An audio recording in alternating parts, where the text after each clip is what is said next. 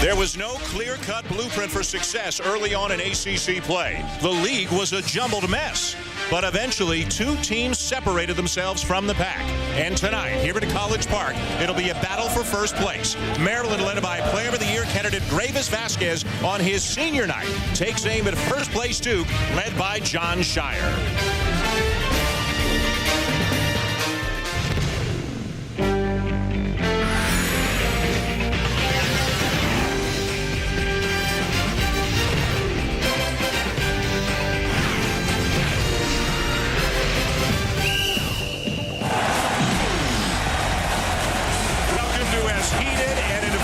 You will see in college basketball, the Comcast Center here at College Park with Duke in town to take on the Terps.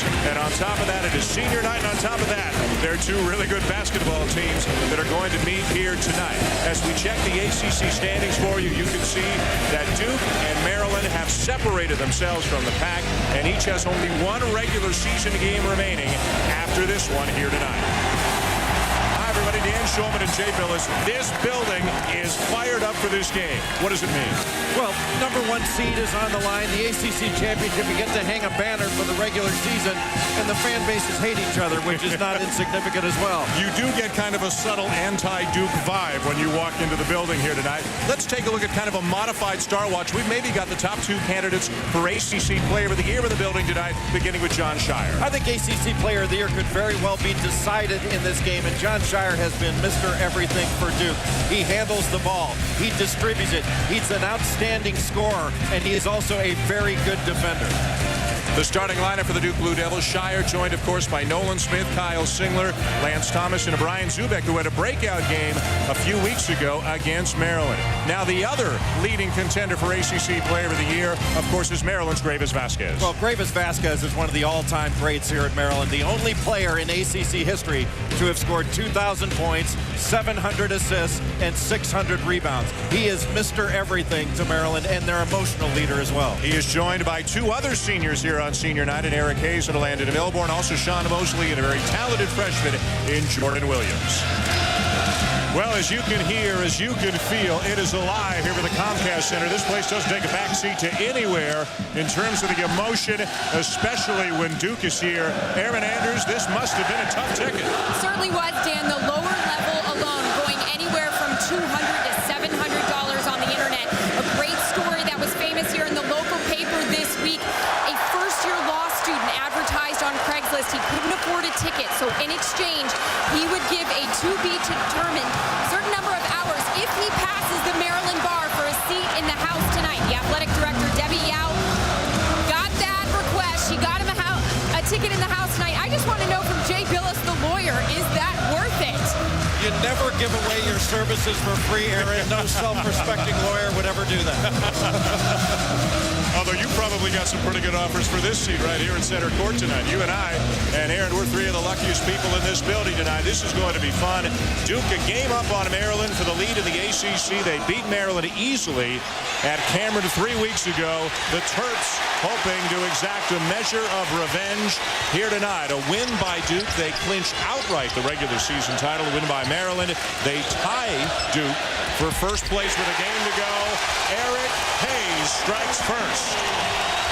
And right away, Nolan Smith guarding Gravis Vasquez, and a terrific back cut by Eric Hayes. The 2-2-1 three-quarter court pressure by Maryland. A couple of very experienced teams. So rare, Jay, to see two teams at this level starting so many seniors and juniors. No question, and that experience is going to be very important, especially on the glass. Maryland has to keep Duke off the offensive glass. Scheyer runs down the offensive rebound. Nolan Smith wide open, and he leaves the three short.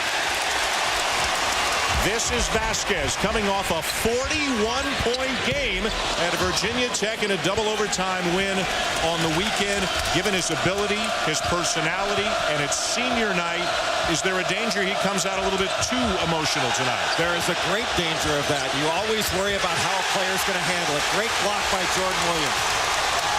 Numbers for Maryland. Great pass. And a missed opportunity by Mosley on the layup, and we've got a foul going against the Terps. Already this game incredibly physical. Mike Krzyzewski, the Hall of Famer, the winningest active coach, looking for another ACC regular season title. Gary Williams, a probable future Hall of Famer, and fifth among all active coaches with 646 wins. Ironically, when Duke beat Maryland 3 weeks ago, it was on Mike Krzyzewski's birthday. Tomorrow is Gary Williams' 65th birthday. He'll celebrate a lot more tonight if they can come up with a win over the Blue Devils. Maryland, a team that likes to put on full court pressure. They want to speed the game and make you make decisions at a higher speed. If you look at conference stats, it is Maryland leading in most offensive categories, including scoring, field goal percentage, assists, three-point percentage. They're a very good offensive team. Vasquez into traffic, and he draws the foul. Maryland has very good guards. The key for Maryland, two things. They have got to keep Duke off the offensive glass. Maryland's first shot defense is good, but they give up a lot of second shots, especially against a good offensive rebounding team like Duke. And Maryland's got to guard that three-point line. Duke is an outstanding defensive team, especially guarding that line. Maryland has to match that ability and not give Duke some open three-point shots. At the line is Gravis Vasquez. You see his numbers on the season. Second in the league in scoring, leads the league in assists, is number 3 on Maryland's all-time scoring list, will likely finish second. An outside shot at finishing first. Get into that more a little bit later. And he's second all-time to Steve Blake in assists. This guy, at times, up and down, Jay, but if you look at the body of work over 4 years, a remarkable career. I think he's going to have his jersey retired. That's how important he has been to this university. He's been the face of the team for the last 4 years. He's really been its heart and soul. And I thought he was going to bear hug Gary Williams right off the court during the senior night ceremony before the game. Duke 0 for 4 in the first couple of minutes. Duke's going to run a lot of ball screens. They probably get 80% of their offense off of ball screens and offensive rebounds. Shire gets a look in the corner, and he's missed his first 2 3-pointers. Maryland looking to push. Vasquez for 3.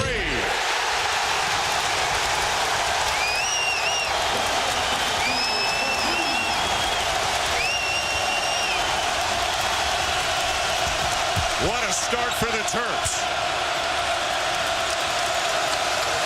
Got to give a lot of credit to Sean Mosley, not only for the rebound, but the great outlet pass to start that break. Maryland right now not even guarding Lance Thomas out on the perimeter. They're trying to help out. Shire to Zubek, who follows it in. Zubek has 16 points and 17 rebounds in the win over Maryland 3 weeks ago. Mosley misses the 3, and a foul on Kyle Singler. Sean Mosley is not a big player. He is 6'4", a power guard, but he will stick his nose in there and go after the ball. And you've got to send all 5 guys to the defensive glass, but that outlet pass was outstanding by Mosley. That started it all out. Hayes off to Vasquez. Hayes can do a lot of the ball handling as well, averaging about 4 assists per game. Landon Milbourne, another one of the seniors, and he strikes with a 3.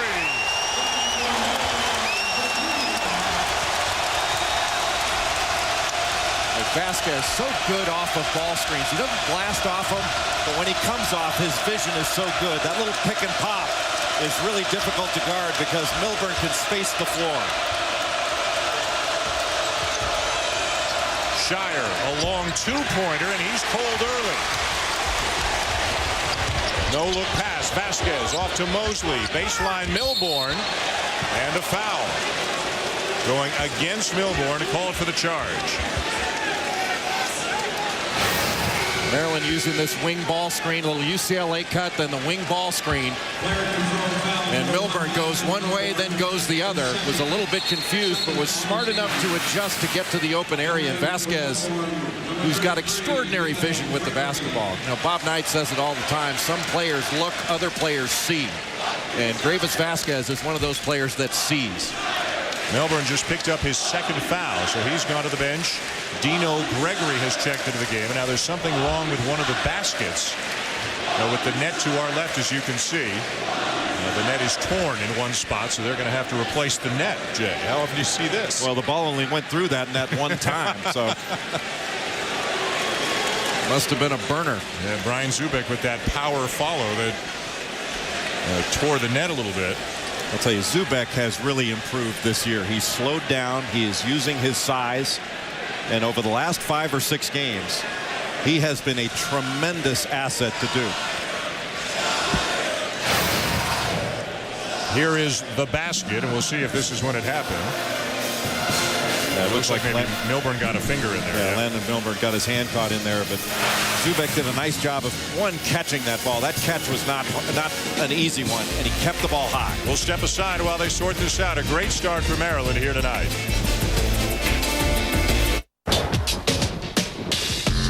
Once there was a sad stretch of road where drivers just couldn't stop in time. But along came the Michelin Man, who reminded them the right tire changes everything. With better tires in place, that sad stretch of road wasn't so sad anymore.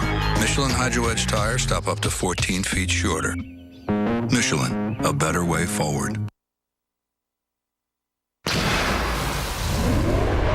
Chris Vasquez gets here, he plays hard every game. He brings so much emotion to this school. It's unbelievable. Well, a lot of people say that he's maybe obnoxious, but I don't have a problem with him. I think that if I didn't go to this school, I would probably hate him. Sometimes leaders have to be dramatic, and I think that he inspires his teammates. If we keep winning games, he can be as loud as he wants. And he is certainly backing up his emotion, his enthusiasm with his play. 19.5 points per game on the season. In his last 8 games, Jay, over 24 points per game. His numbers have gone up and up and up the deeper into the season that he plays. Mom and Dad are here from Venezuela for senior night. Obviously a very emotional experience for them. Landon Milburn and also Eric Hayes, also part of the senior night festivities here. And here's Vasquez coming out. Well, yesterday, Gravis Vasquez was talking about how he had no words to describe how he feels about Maryland and what this 4-year period has meant in his life. And he plays for a very emotional coach in Gary Williams, and those two have fed off each other. They continue to, for lack of a better term, as Jay told me during the break, cut down the nets here at the Comcast Center. Oh, and this one is tied up. Time up, Boston. Man, I wish this game would never end. Hey, send it into overtime. Yeah, no problem. Boston's going to get one last chance. It's the pass up to Hampton for the win. Oh, he loses control. This one is going into overtime. Buffalo Wild Wings, you have to be here. Oh, unbelievable. As a bounty hunter, Milo's work was a nightmare, but it's about to become his dream job. You're telling me that I'll get $5 grand to go pick up my ex-wife and bring her to jail? You're a bounty hunter. No! I won't even break a sweat. On March 19th, get some action. Jennifer Aniston, Gerard Butler. Where do you think you're going? The Bounty Hunter. Hey, you trying to seduce me? Yeah. What's the hottest thing about me? Your gun. Rated PG-13. To all the happiness and luck that life can hold, and at the end of your rainbow, a pot of gold. Happy St. Paddy's Day from Triple Hops Brewed Miller Lite. Taste greatness. So what's the problem? It's your blades, pal. Oh, man, I should have known. Even the best blades get worn down. When that happens, it's not as comfortable, see? When the strip turns white, you should think about changing it for a smoother ride. Gillette Fusion. Fresh blade, more comfortable shave. Syracuse battles Louisville, then UNC clashes with Duke. Saturday on ESPN. A little bit of a bubble game, Wake Forest and Florida State. Both teams currently in, according to ESPN's bracketology, one a 10 seed, the other an 8 seed. And down 2, Wake had it, lost it, got it back, tied up. And the possession arrow pointed to FSU, and they hang on and win 51-47. That big showdown, Kansas State, they've gone to the half. Kansas up by 7.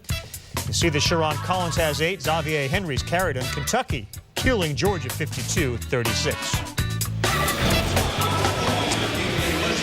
Carl, thank you. Back here at the College Park, they continue to work on the net that was ripped inadvertently by Landon Milburn. They have cut it down. They've taken it out, putting the new one in. Here are the up-to-date ACC standings after the Virginia Tech win over NC State tonight, the Florida State win over Wake Forest, which is struggling right now. At this moment, according to our bracketologist, Joe Lenardi, he's got 7 ACC teams in the NCAA tournament. What do you think?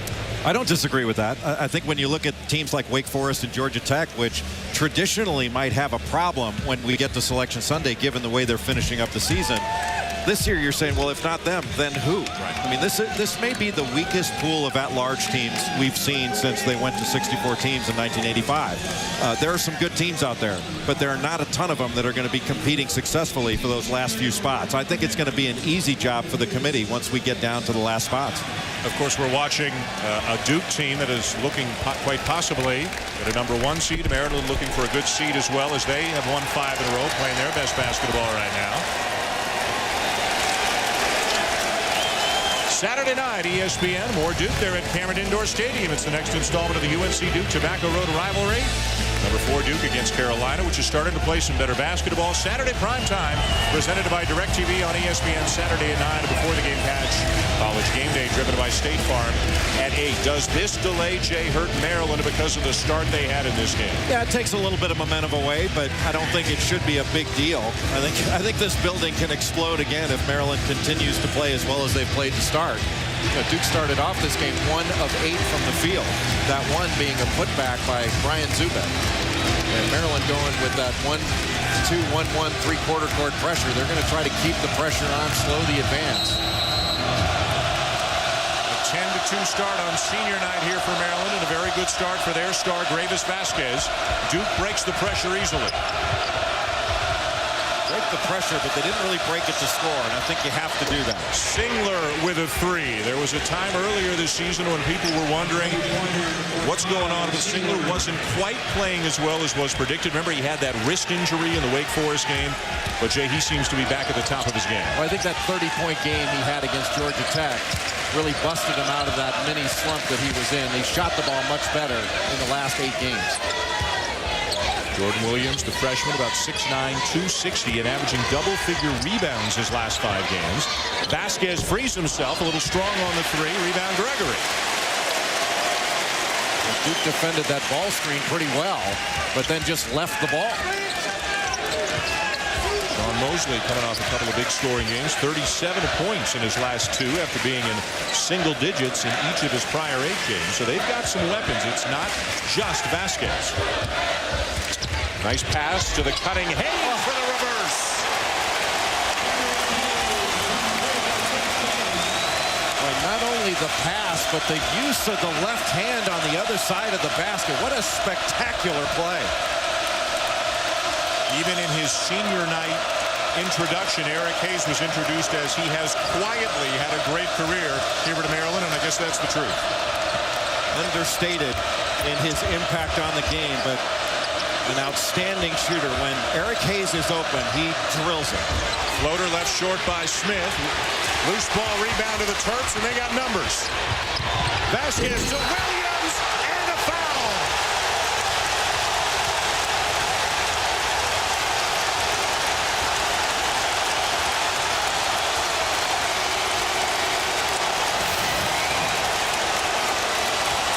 Gravis Vasquez with the vision to see behind him. And Jordan Williams does a magnificent job of running the court. That's the way you finish a play.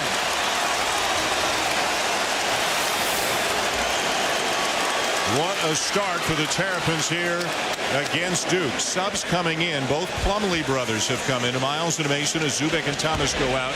Williams not a good free throw shooter. That'll work. Not the way they teach you to do it, but it'll count. Where does this rank, Jay, as far as you're concerned in terms of hostile road environments in the ACC? It's right up at the top. I think if you can get a win here against Maryland, you know you've handled the gauntlet. Maryland's only been beaten once here all season as Miles Plumlee makes a basket, and that basket gets hung up on the rim, but it's okay. Their only loss in this building this year to William and Mary back in non-conference play. Watch this pass. A great cut by Eric Hayes, and what a tremendous finish with that left hand. Trap on Vasquez. He gets out of it. Couldn't get out of that one. Shire and Vasquez, the two ACC Player of the Year candidates, covering each other tonight. Great rebound by Hayes, and look at the numbers for Maryland again. Cliff Tucker with a basket. The big guys for Duke are not running the floor as hard as the bigs for Maryland.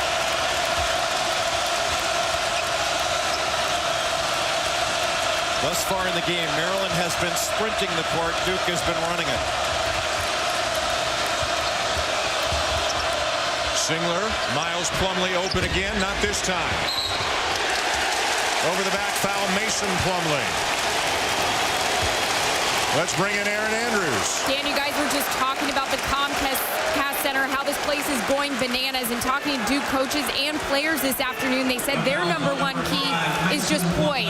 Chris Collins was saying, you know, this Maryland team is going to go on runs, but they know what to expect out of this Maryland crowd. They're hearing it. So are you guys, I'm sure, right behind those or in front of those students. No question, right behind us, and also the student wall off to our right. That end of the arena built at a steeper incline to bring everybody closer to the court. Cliff Tucker again. Cliff Tucker is a very good driver, but you need to force him left. That's exactly what Singler did, but in doing that, he gave up middle. And Tucker made a very difficult shot. Tucker, the guy who hit that game-winning three against Georgia Tech at the buzzer a couple of weeks ago. Mason Plumlee is fouled. Well, it's never easy on the road, although Duke has been playing much better on the road lately. They are 5-4 overall, but they didn't win a game on the road until the win at Clemson, the game day game back in January. You can see, especially offensively, it's been a much different story for them in a true road game. As it is for most teams. But if Duke were able to win this game, they'd be the only team in the ACC with a winning road record. Andre Dawkins into the game for Duke. And James Padgett will check in and give Jordan Williams a breather for Maryland. Now, Aaron's point about poise was a really important one. And the one place on the road where you really need to show poise is on the offensive end. Because she's right. Maryland's going to go on runs, so Duke has to be poised and make sure that they're efficient offensively to match Maryland's scoring. This is an outstanding offensive team, the Terps. Good box out there, but a bad pass. Padgett threw it away. Shire. And Maryland's got it. Another Duke turnover. Duke has defeated the Terps 6 times in a row, including 3 times last year, and once handily at Cameron Indoor Stadium 3 weeks ago, 77-56. Vasquez, tough shot. Gravis Vasquez isn't just going to blow by you. He's going to use craftiness to do it. In a game of 5-on-5, he's as good as anybody in the country. 7 points, 3 assists already for Vasquez on his senior night. And a push in the back there, a foul on Dino Gregory. To a timeout we go, Jay, and so far Gravis Vasquez really delivering tonight. Well, Gravis Vasquez just knows how to play, and Gary Williams trusts him implicitly. Hey. I was just in town for a few days, and I was wondering if I could say hi to the doctor. Is he in? He's in Copenhagen. Oh, well, that's nice. So you can still see him? You just said he was in Copenhagen. Come on. It's pretty far. Doc, look who's in town. Ellen. Copenhagen? Cool, right? Vacation. But still seeing patients. Workaholic. I heard that. She said it. The new Office. See it, live it, share it on the Human Network. Cisco. To all the happiness and luck that life can hold, and at the end of your rainbow, a pot of gold. Happy St. Paddy's Day from Triple Hops Brewed Miller Lite. Taste greatness.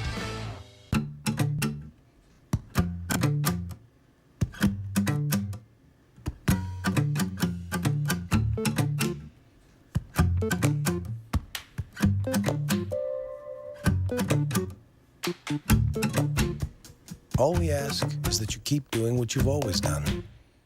The Lexus RX. Never has a vehicle been designed to feel so natural.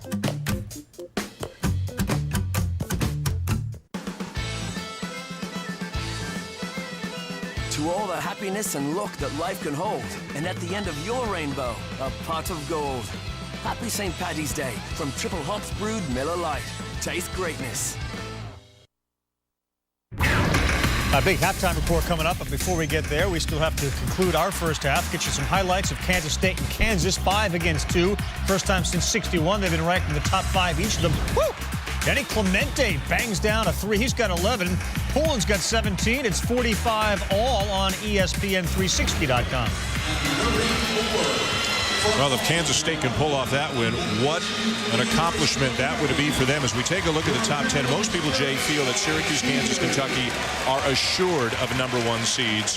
Who do you think is the best bet to get the 4th #1? I think right now it's Duke because they won 9 games against the top 50. That's the most of anybody in the country. So I think Duke is in a very good position. But there's still a fair ways to go. You've got one last game after this in the regular season and then conference tournaments. Purdue, by the way, with a win over Indiana tonight. Without Robbie Hummel, the big ovation you hear is a shot of Juan Dixon, the former Maryland star. And Maryland's all-time leading scorer, incidentally, who is here at the game tonight. He was part of that national championship team back in 2002, along with Steve Blake, Lonnie Baxter, Chris Wilcox, and others. Andre Dawkins misses the 3.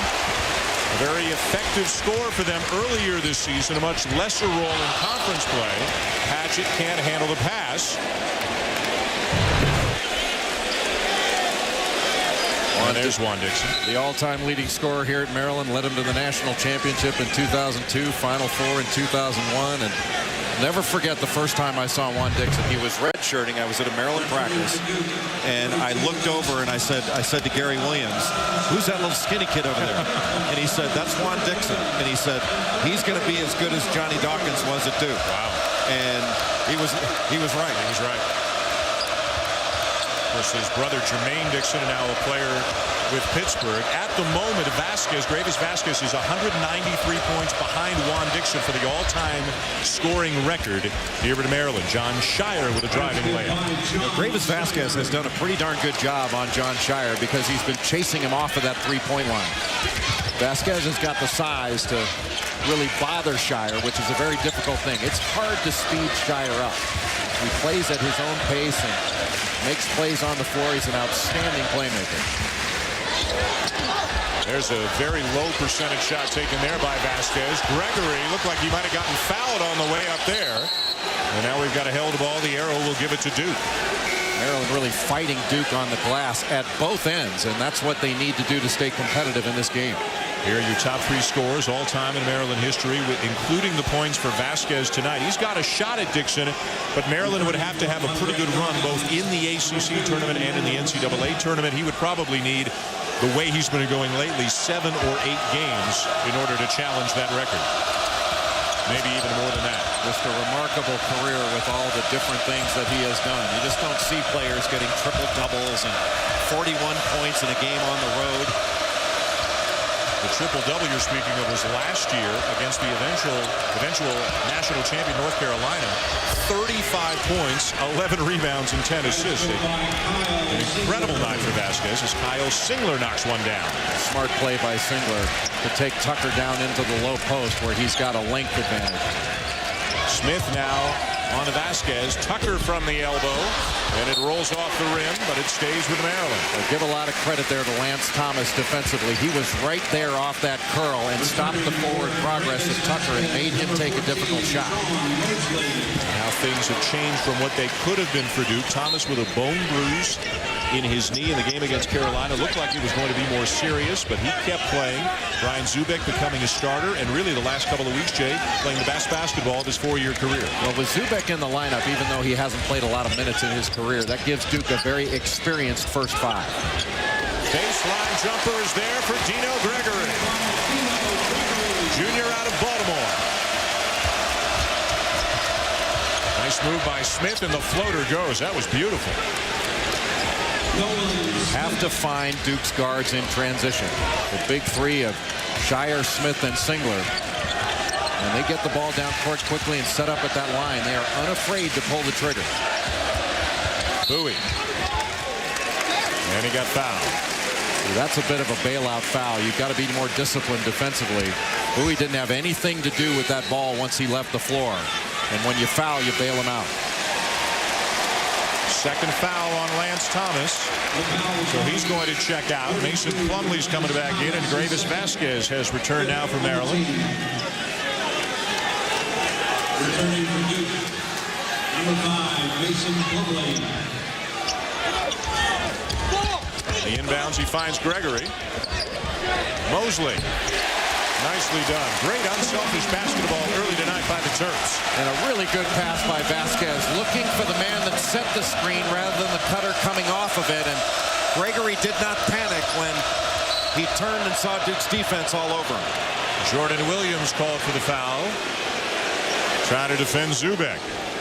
Coverage of men's college basketball continues on ESPN Saturday afternoon with a great doubleheader. It'll be the #1 team in the nation, the Syracuse Orange, taking on Louisville. The Cardinals have already beaten the Orange this year.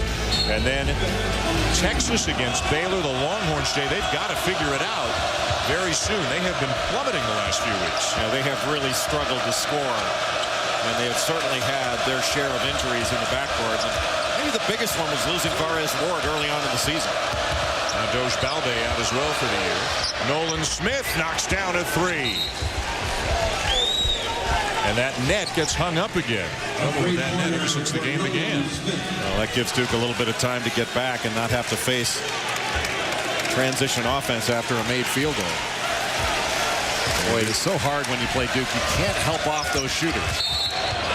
Gravis Vasquez called for the offensive foul. Zubek takes the charge. Well, that was a good call. Just nowhere for Vasquez to go. And that's not something he needed to do. He decided to take him on instead of just crossing over and splitting the defenders to get to the rim. He had the angle to get to the rim.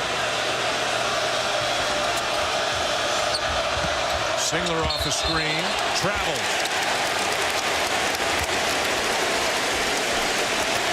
That's what Aaron Andrews was talking about before, having the poise to execute. The floor was spread. Singler had an opening and just walked with it. So Maryland with the ball in an 8-point lead. 8 minutes and change to go here in the first half at the Comcast Center. Zubek called for the foul. Maryland just running their flex offense there. The cutter went low. That allows the postman to roll back. But the ball wasn't at an angle.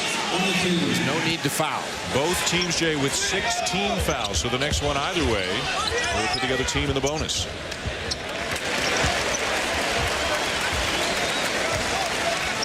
Vasquez in that game against Virginia Tech on the weekend when he scored 41, scored 28 of them in the second half. The game went double overtime. Misses that three. And the rebound comes down to the Blue Devils, and they look to run a little bit. Maryland been settling for jump shots. You have to keep running offense. They didn't do that down at Duke. They got away from running their offense. They let the pressure, especially on the ball, get to them a bit. Shire. Good rebound by Gregory, but he lost it off to Nolan Smith. And Zubek is there to clean it up. Well, that's the offensive board work that we talked about at the beginning of the game. Mason Plumlee kept that ball alive, went up with both hands and went right over the top. Maryland not big enough and couldn't move him out of there. Mosley strong enough to take a bump and still knock down the shot. And Mosley's been playing very well over his last 2 games. He's came into this game in the last 2 averaging 18.5 points. He was 12 of his last 16. Good ball pressure by Mosley on Singler. Shire driving. Zubek. Rebound Williams of the Terps. Hayes steps into a three.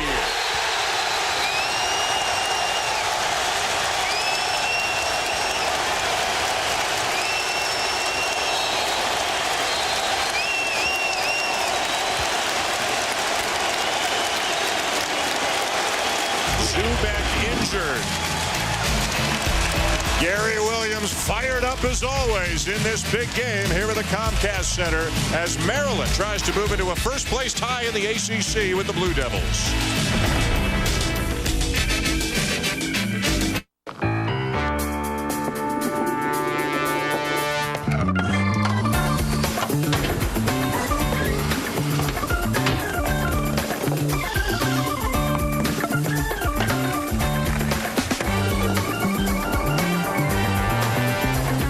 George, my team deserves a raise. You've only been here a week. Not even.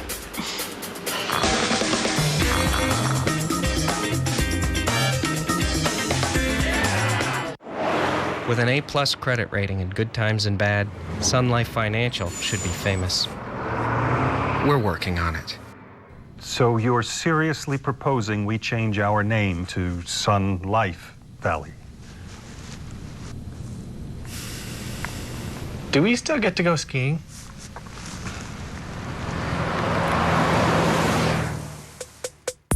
Sooner or later, you'll know our name. Sun Life Financial. I see you have the Verizon network. Yeah. You know, if you had AT&T, you'd have the nation's fastest 3G network. And you'd be able to download songs faster, download videos faster. You can talk and surf the web at the same time. You got a little map in your soup. When you compare, there's no comparison. AT&T, a better 3G experience. Buy any smartphone after mail-in rebate and get any messaging phone free after mail-in rebate. It's another perfect day out here today. Can I get you anything else? We gotta get back to work. We even saw a kid taking a bath in a water fountain. Whoa, I spoke too soon. This just in. A freak storm is blowing into the area. We're going to be experiencing hurricane-force winds and dense fog, followed by sheets of driving rain. Stay inside, hunker down, grab a beer. This is going to be a long one. Buffalo Wild Wings, you have to be here. We're receiving reports of hail the size of... Oh, boy. Over 16,000 strong at the Fog. Watching this one, Kansas and Kansas State. Tyrell Reed is going to spot up for a three and drain it. And only 1 of 2 from the field in the last game, but he's doing all right. Poland still got 17. Kansas was tied. Now they're beginning to pull away. Kentucky over Georgia, big with 7+ to go. Mississippi State struggling against Auburn in the second. Another ESPN 360 pair right there. Carl back here at the Comcast Center, an 11-point lead for Maryland over Duke and a Duke injury as well. Jay, what happened to Brian Zubek? Well, Zubek went up for this offensive rebound and looked like he dislocated a finger when we first looked at it. Seems that's been confirmed.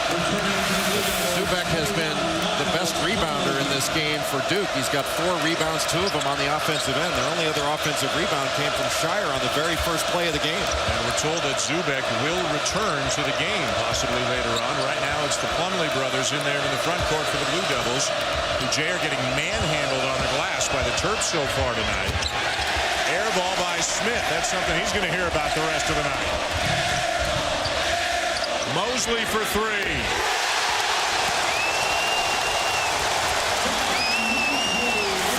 threes already and 8 attempts for Maryland, and this is their biggest lead of the game. Transition defense, both after a make and a miss, has been killing Duke. Maryland has taken advantage of Duke's inability to build out its defense. Miles Plumlee will knock down a 3. That is the first 3 he has attempted this year. And that stops an 8-0 run for the Terps. Good trap on Vasquez. Fortunate to find Williams, who was fouled. That was a very dangerous pass.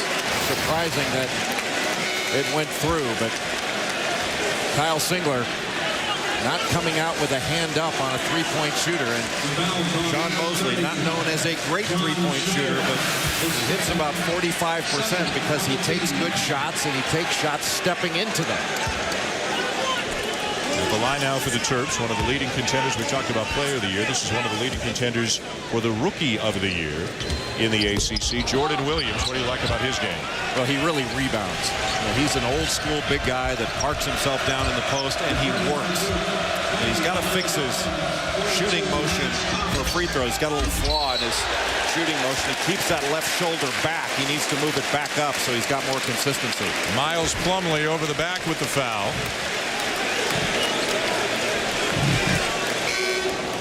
Maryland has done not a good job, a great job on the glass to this point in the game. They have sent all 5 guys to the defensive glass. They're rebounding with both hands. For the most part, they have blocked out. Gary Williams spent a lot of time yesterday in practice and in film session talking about the importance of getting on the glass. So the graphic there, Maryland more than doubling Duke, 18-8 in the rebounding department so far. And we talk about teams having the spirit of their coach, Jay, and I don't know that that's more true anywhere than at Maryland. Gary Williams is as tough as they come, and his players seem to thrive on that chip on your shoulder underdog kind of mentality. Foul hard, and Nolan Smith will go to the line. Gary Williams seems to almost like being the underdog, and his players reflect that. Well, in this league, in the ACC, there's been Dean Smith, Mike Krzyzewski, and Gary Williams. Those are the 3 most accomplished and best coaches that have been in this league. Now, Roy Williams is in that discussion as well, but he's only been in the league for a few years now, and he's accomplished a great deal in that short time. Eventual Hall of Famer? No question. He should be in now, frankly. Well, what a move by Nolan Smith to get to the basket there. That crossover was outstanding, and he left Grievous Vasquez just standing there. Smith up to 70, coming off a game in which he was held in single digits against Virginia on the week. And the big 3 for Duke accounting for about 53, 54 points per game. The second highest scoring trio in America behind only a trio at Notre Dame, which picked up another win tonight against Connecticut. How about this move by Hayes? Now, Hayes is such a good cutter. When there's motion going one way, he will often cut against the grain and find an opening. He's got 4 or 5 rebounds in this game. He's made a couple of good passes. He's knocked down his open shots. Dawkins runs down the air and pass, hits the deck. And eventually we're going to hail the ball, and the arrow giving it to the Terps. Gary Williams loves that. And James Padgett, who threw a ball away earlier in this ball game, getting on the floor. You don't always see freshmen doing that. He played at Lincoln High School in Brooklyn, in New York. The same high school that produced Sebastian Telfair. He played with Lance Stevenson, a freshman at Cincinnati. Saturday night. It'll be Saturday primetime presented by DirecTV. We'll be at Cameron Indoor Stadium at Duke for senior night there. And North Carolina against number 4 Duke. Saturday primetime presented by DirecTV. Before the game, catch College Game Day driven by State Farm at 8 Eastern. So it's senior night here at College Park. Senior night Saturday night there for Shire, Zubek, and Thomas. Hayes, tough fadeaway. Great weak side rebound by Lance Thomas. I don't usually see Eric Hayes take tough shots like that. Usually he finds an opening, and when he has a little bit of space, pulls the trigger on a good one. It's the first miss that he's had tonight. He's got 9 points and 5 rebounds already.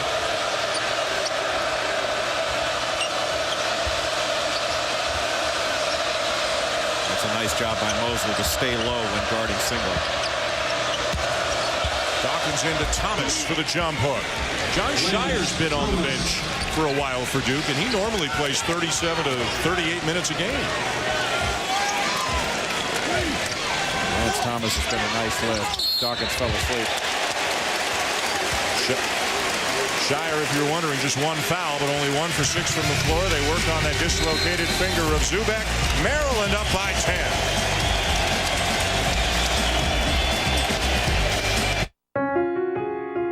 At Hyundai, we believe that a safety feature like electronic stability control is too important to charge a premium for.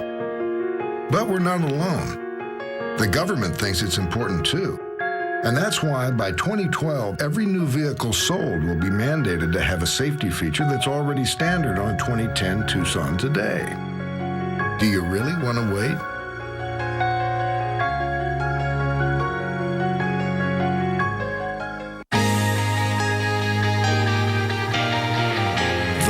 Stage creates the biggest drama. This summer, 31 countries will fall and one will be crowned champion. Live from South Africa, the 2010 FIFA World Cup on ESPN, coming in June.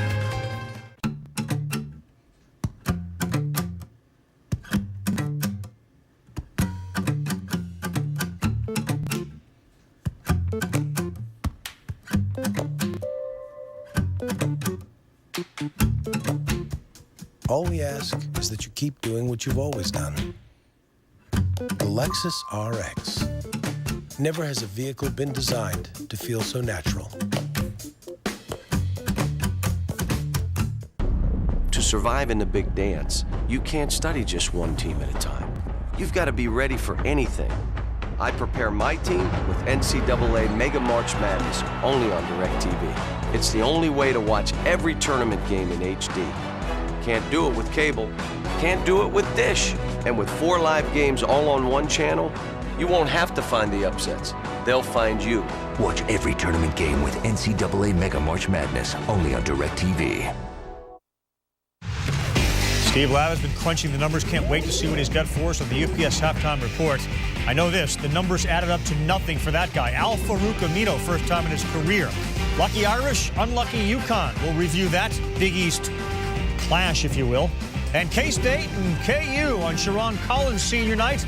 We'll find out how the Jayhawks are muscling up against K-State. That's at the half.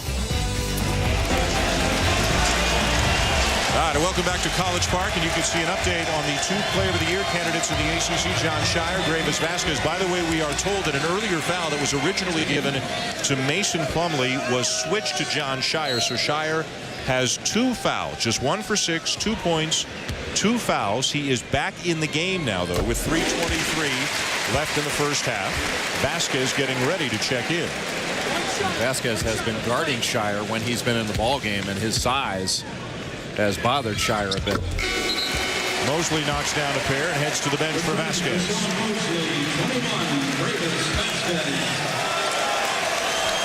A 77-56 win for Duke over Maryland, February 13th at Cameron, in a game that was lopsided with the exception of about a 4-minute stretch early in the second half when Maryland made a 10-0 run. But other than that, it was a one-sided affair.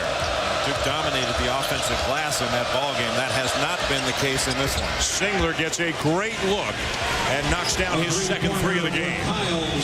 Duke's big guys set good screens. They can really get some openings and create some space for the shooters. A 1-2-2 half-court zone right now by Duke. Lance Thomas out front. That gives them a little bit more length. How often do you see Coach K play zone? Not a ton, but he has been using it. I think Jim Boeheim's influence on Mike Krzyzewski has brought zone a little more into play. Another great cut. Good patience by Williams, too, on a great feed by Hayes. Hayes is a great cutter. He sees openings and he takes advantage of them with strong cuts. Good cut here by Singler. It'll count. Singler will have a chance for a 3-point play. A smart play by Singler.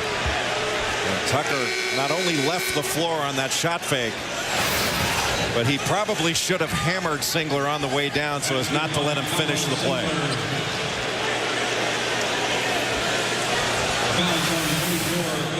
So Singler into double figures already here in the first half.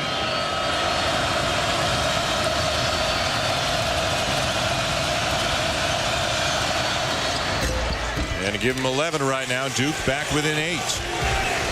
One thing about Kyle Singler, he may not always shoot the ball well, but he competes. I think he's one of those players that really relishes going on the road. Duke has never led. Maryland has led by as many as 14. Good save there by Mosley. Hayes will launch from the wing, missed the 3. Rebound Zubek, who has returned with his fingers taped up on the left hand. One thing Maryland has to do if Duke stays in that zone, they've got to penetrate it off the dribble. You just can't throw the ball around the perimeter. You have got to dribble penetrate. There's a size advantage at the small forward position for Singler. Good hands by Mosley, though. You got 6'4" guarding 6'8". Offensive foul, Zubek. Well, that's where Zubek just has to use his size. to allow Singler to make a play. You can't just step in there and risk a player control foul and give up possession on the road. 2 on Zubek, 2 on Shire, 2 on Thomas.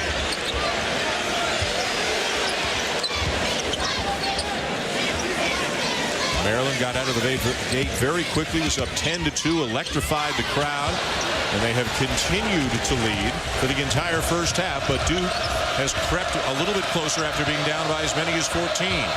Smith for 3, and they're back within 5.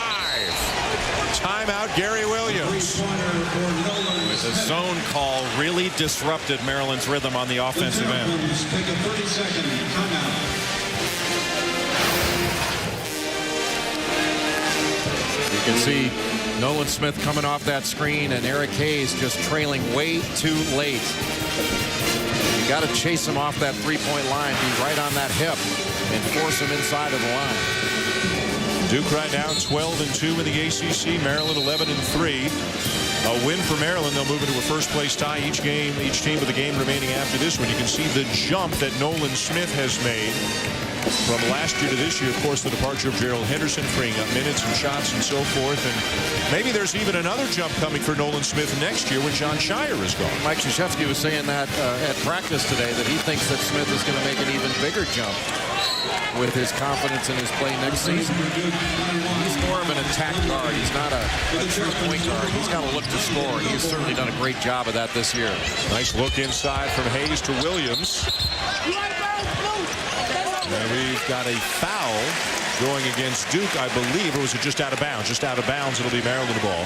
One more note on the standings. If the two teams, if Maryland wins tonight and the two teams say both win on the weekend and finish tied atop the ACC standings, they will share the regular season crown. Each can hoist a banner.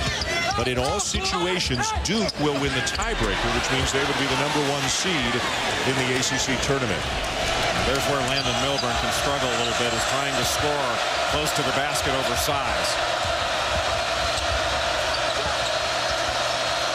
Final minute of the first half. Shire. And just like that, it's a 2-point game.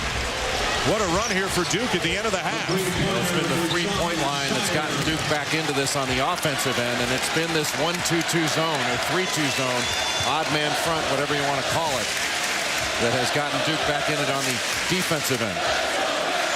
There's the run, 12-2 in less than 3 minutes to make a game of it. And with a 1 second difference on the clock, Maryland will hold for the last shot. Maryland's going to want to let this go with about 4 seconds left to give them an opportunity for an offensive rebound. Mosley. And an air ball, shot clock violation. They might put a little bit more time back on the clock as they give the ball to Duke. Various people were getting ready to leave the floor at the end of the first half, but Duke's still going to get the ball here.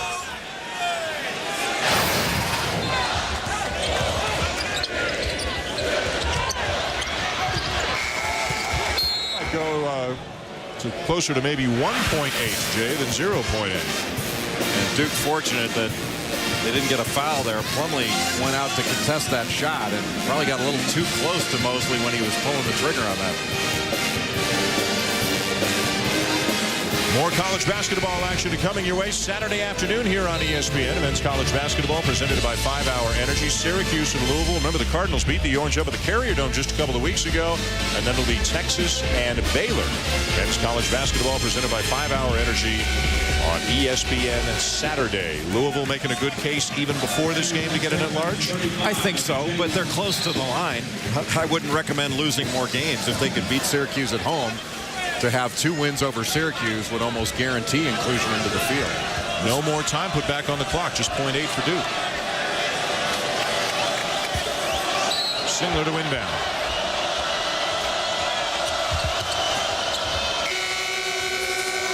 And the first half comes to a close with Duke closing on a 12-2 run, a 19-7 run over a longer period of time to go from 14 down to 2 down. They hit their last 4 3-pointers and are right back in the game. Aaron Andrews is with Gary Williams. Dan, thanks so much.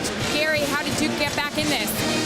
They made some shots. They hit some really good shots. Plus, when they went zone, we didn't run very good offense. So it was a bad combination, but we've got a 2-point lead. What's the key in the second half to get back into this? Well, we have to get back playing like we did earlier in the game. We have to have more enthusiasm and energy. So I think we still have it, so we'll see. All right, Coach, thanks. All right, guys. Well, certainly Coach Williams never lacks for enthusiasm and energy. We'll see how his players respond. Maryland by 2 at the break. Time now for the UPS Halftime Report with Carl Ravitch and Steve Lavin. All right, Dan, Jay, Aaron, thank you very much. It's amazing just the tempo and how a game. I mean, Maryland is leading by 2, but you almost feel like they're trailing by about 10. Well, so what happened? Well, early, you're impressed, as we expected, by Vasquez and Hayes, a terrific tandem or a dynamic duo of guards at Gary Williams' disposal. And Vasquez feeling it both from distance as well as off the bounce and creating for his teammates. The emotional leader, fiery and passionate, playing more under control this year. In transition, scattered court, great time to shoot the 3-ball with Duke not organized defensively. And here, there's the razzle-dazzle to Williams, an outstanding freshman. I think one of the better freshmen in the ACC. So an explosive start, a big lead, double digits for Maryland, but give Duke credit. No surprise they fight back with his own defense, something Mike Krzyzewski prefers not to play. It shows his flexibility and pliability. And, of course, the 3-ball by Singler and Shire catching late. Fire there in the second half. All right, Singler really asserted themselves. So a 2-point game, Maryland 40, Duke 38. Second half in just a bit. Let's get to some other key games going on tonight. Bubble game, if you will, although both teams began the night, according to ESPN bracketology, already in the tournament, Wake Forest and FSU. So Michael Schnare, Solomon Alabi, Schnare track and a dunk. He had 14. Well, the defense creates offense, gets Florida State out in transition where they excel. Luke Laux, Xavier Gibson, a one-hand flush. He had 10. I like the old-fashioned two-hand post feed down low. Davidus Dulkis up with a steal on the inbounds and a layup. Wake turned it over 19 times. The stunning statistic in this whole game, Al-Farouq Amino, first time in his career, no points. A goose egg coming up empty and only 2 field goal attempts. That's something Dino Gaudio will address when he watches film. If they're going to have any chance to make a surge, they got to get the big fella the ball. Let the big dog eat. Aminu. Big dog's probably hungry because he didn't eat anything in this one. So, FSU a winner. Vatech over NC State, 71-59. You see Virginia Tech's record, 22-7, 9-6. All during championship week. You'll get a chance to go over resumes. You'll hear more about teams in and out. You do on SportsCenter each and every morning, and you will during our championship week coverage. Lav and I will come back. Big game as far as the Big 12 goes. The Kansas Showdown. Frank Martin said biggest game, and maybe ever for K-State, on senior night for Sharon Collins. Make NCAA March Madness better. With Papa John's $10 buzzer beater. All large pizzas just $10. Your choice of toppings. Your choice of pizzas. Even specialties just $10. Plus, get a free Coke Zero when you buy 2 20-ounce Cokes online at papajohns.com. You wrote the cheese, baby. Let's eat. Get Papa John's $10 buzzer beater before time runs out. Get to his house. He has 13 monkeys. You know, there's something I've been wanting to tell you. I love you. And I... So cute. Another Miller Lite? I'd love one. Thank you. Do you love the taste of your beer this much? Well, you could. Try the great Pilsner taste of a triple hops brewed Miller Lite. Taste greatness. Gorgeous. Look at you. I love you.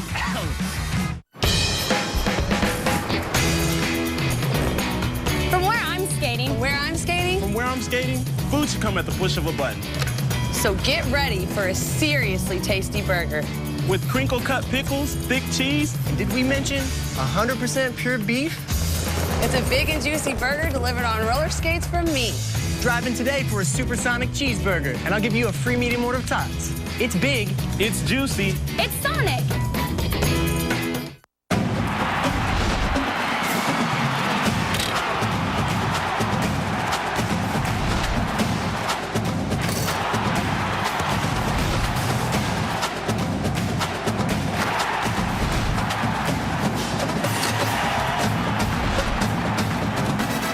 Saturday at 2 on ESPN. Number 1 Syracuse battles Louisville, presented by 5 Hour Energy. Then at 9, North Carolina clashes with 4th-ranked Duke, presented by DirecTV. This halftime report is delivered by UPS. Seize new opportunities at ups.com/whiteboard. Right, last second of the last game of the regular season for many teams. Senior nights all across the country, as was the case at Fog Allen, Sharon Collins. Kansas up 57-47 with a pretty dish and a couple of passes around the rack, and Xavier Henry knocks it down. Well, the playmaking, it all starts with Sharon Collins, then the quick hot potato, and Kansas getting down the floor in transition. Look at the sharing of the sugar. That's how you get it done for the high percentage look. It sure was how you get it done for the high percentage look. Meantime, Collins, watching that pretty drive, tailor the finger roll. They were up 29-19 at that point. Now second half, Sharon, Xavier Henry ahead of the field with a flush. How about the fly pattern? Throw it up to the big fella like a tight end. And then Collins, bang, 67-56. Kansas with a 2-game lead in the conference, so K-State with a win needed some help if they wanted to tie for the conference title. It looks like it's not going to happen. Sir Charles Barkley in the house. One of the worst commercials on TV right now is a Taco Bell. Oh, it's awful. Off the turnover. Oh, Travis Leslie, fly me home. Georgia up 4. Now Kentucky down 6. John Wall steps in. There's no foul on this play. Oh! Long, wiry build. The anticipation there. KU down 4. Darnell Dodson. Wildcats, well, there's some serious arc. They're up 2.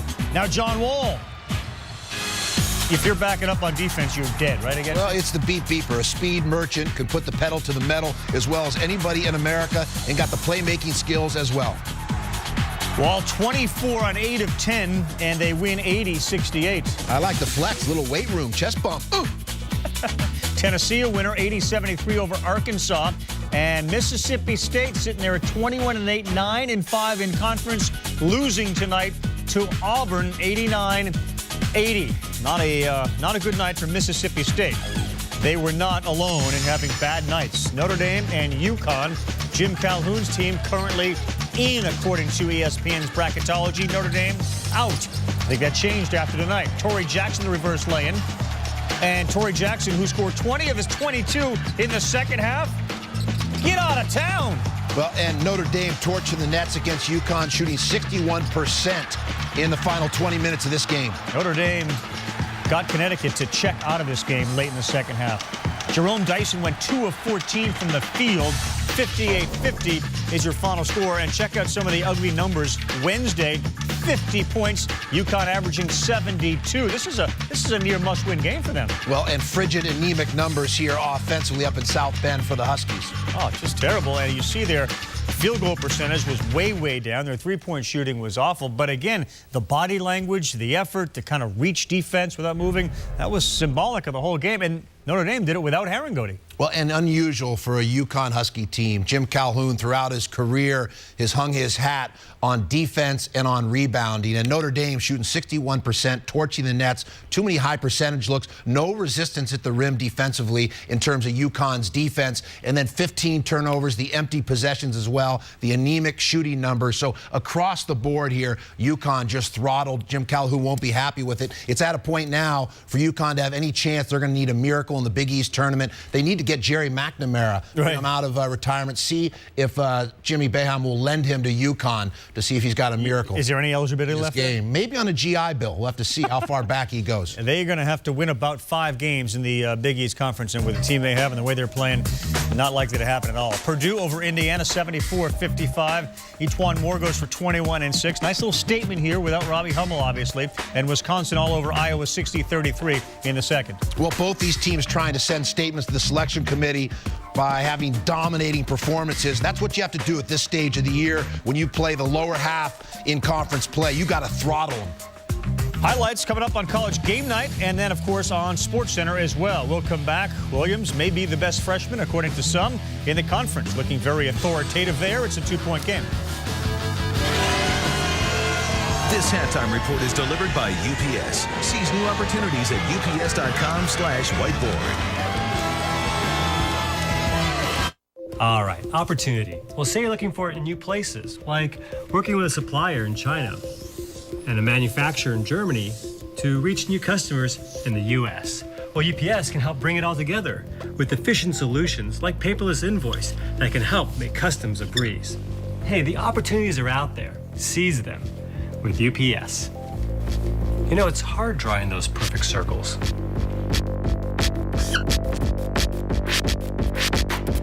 It's 40% off and more at Joseph A. Bank. Everything's at least 40% off. Plus, all suits and sport coats, 50% off. And your second, 70% off. Suits, sport coats, blazers, your first, 50% off. Your second, 70% off. And everything else, 40% off at Joseph A. Bank. There aren't many of us who use a cell phone just to make phone calls.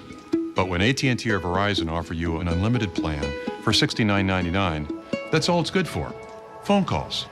With Sprint, for the same price, you get unlimited text, unlimited web, and unlimited calling to every mobile phone in America. Now that's more like it. $69.99 for unlimited text, web, and calling to any mobile in America. Only from Sprint.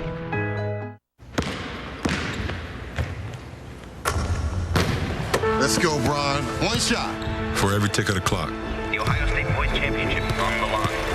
What's your bet? For every bounce of the ball. For every shot I've ever taken. Switch! Pick left! They're always with me. That's what being there is all about. People get excited about tomorrow. I love yesterday. Yesterday holds the answers. On a smarter planet, we can compare trillions of pieces of data about the past with what is happening now to help anticipate infectious disease, potential blackouts, when a delivery will arrive. I use the past to predict the future. I'm an IBMer. Let's build a smarter planet. Welcome back to the UPS Halftime Report. All right, Labs, we got a couple of games Thursday night. I believe that you are heading to Michigan State, right? Brr, it's cold in East Lansing. Bring the Sherman tank. You work your way into the Izzo, I'll be there, Ravi. You like Michigan State late in the season, don't you? Well, Tom Izzo, great closer, one of the Mario Rivera's of college basketball when it comes to March. The men of March, something to look for as we fill out our brackets. Temple 57, St. Louis 51. Rhode Island, they're on the bubble, 80-58. Memphis and UAB, they have just started the second half. It's 36-29. Great run at the end of the first half for the Duke Blue Devils, including a three from Shire. Made a one-sided game, real close. 2 points, second half coming up. ESPN's exclusive presentation of college basketball is brought to you by Toyota. Moving forward. I just bought a 2010 Toyota Prius. I am buying a new Toyota Camry. Brand new 2010 Toyota Camry. For over 50 years, your loyalty has helped make us the #1 car brand in America. So we're offering you our biggest thank you ever. Get no interest payments for 5 years on many of your favorite models. And current Toyota owners visit Toyota.com for more unprecedented offers. Thank you for standing by us. Coldwell? Yes, banker? I beefed up security now that we have the J.D. Power and Associates Award. The locked door's probably too much? Coldwell Banker, ranked highest in customer satisfaction. Introducing Wendy's Bacon and Blue. Hot, juicy North American beef. Real savory blue cheese crumbles. Fresh cooked applewood smoked bacon. And sauteed onions. Here you go. Get your hands on one. Thanks! Before somebody else does. Larry. Wendy's new Bacon and Blue. Run and get one today.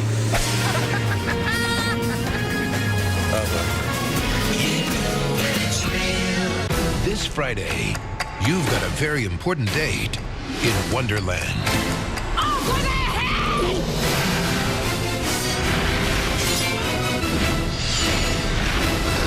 Alice in Wonderland, rated PG. Friday.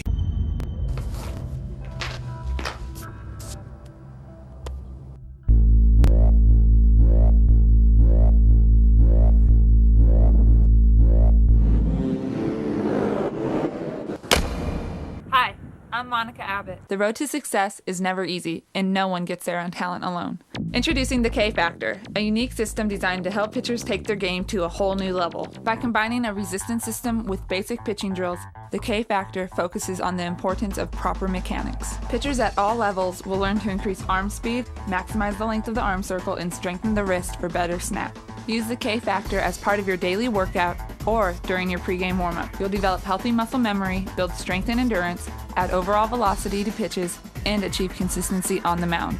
There has never been a tool more valuable for your performance. Order the K-Factor now and start reaching your maximum potential.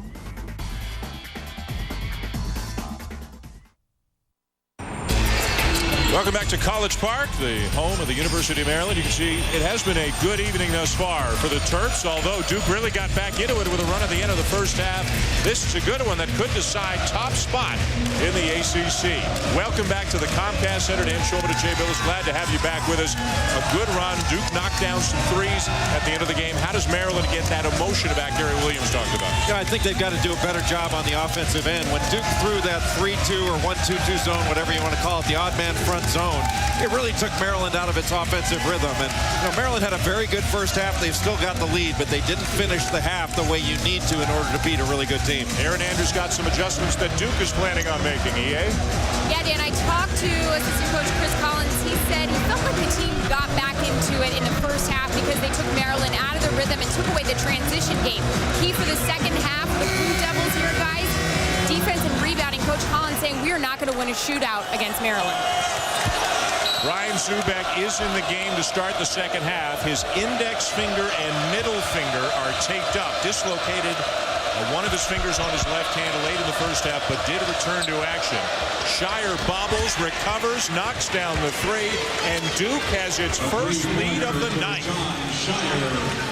You can see why Gary Williams was so concerned about the three-point line for Duke. That's 5 consecutive threes hit by the Blue Devils. Vasquez doesn't get the roll.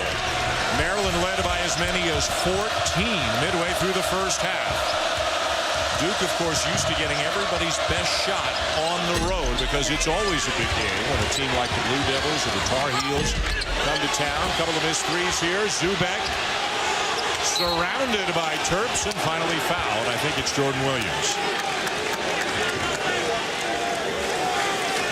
Look at the first half stats. John Shire held to just 5. Gravis Vasquez got all 7 of his early. Maryland won the battle on the boards, but Duke's three-point shooting and the switch to the zone defense, really the two keys late in the first half. And the keys for Maryland coming into this game, keeping Duke off the offensive glass and guarding that three-point line. In the second half, so far, that has been hurting Maryland. Duke has gotten offensive rebounds. They got a 3 to start the second half, and Duke has come out with much more resolve in the second half than in the first. There's Zubek, who left the game with the dislocated finger midway through the first half, but is back in, a senior who had his best game of his career against Maryland a few weeks ago. All right, let me ask you this. You see all those things behind that you've got to look into and shoot when you're shooting free throws? Is that distracting? Can you avoid looking at all that stuff? Can you avoid looking at it? Probably not, but you just have to focus on the rim. These guys have done this before. Most of these players are veterans. I don't think a few students with funny signs and screaming is going to bother really good players. 6 seniors starting between these two teams. And Vasquez is fouled by Nolan Smith.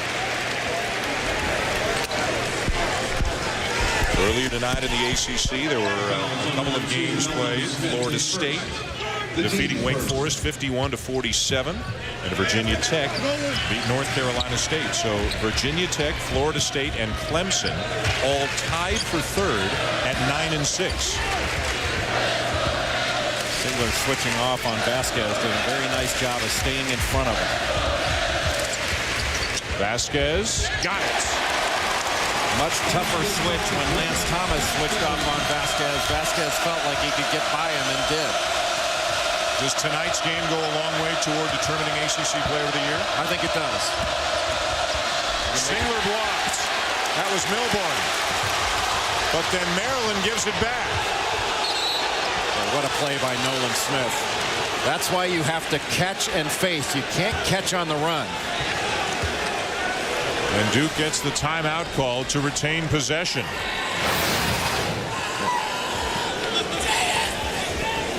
The block by Melbourne, the loose ball. Nolan Smith hits the deck. Duke will have it when we come back.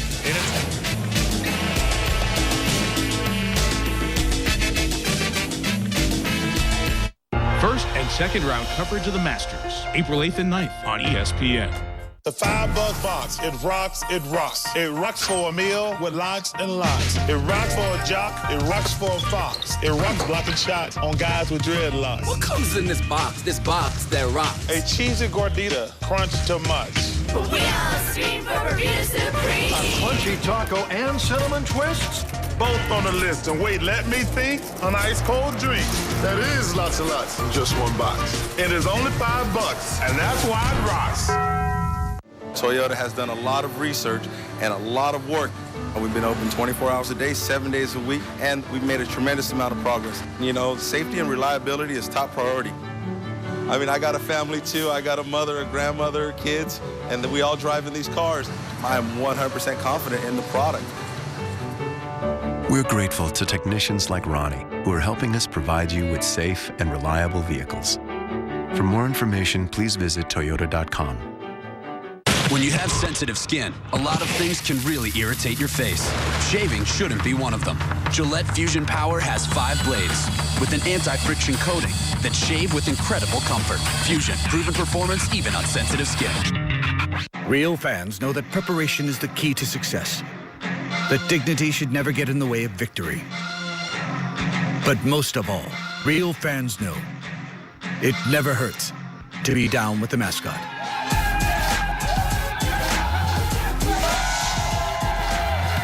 Being a real fan has its privileges.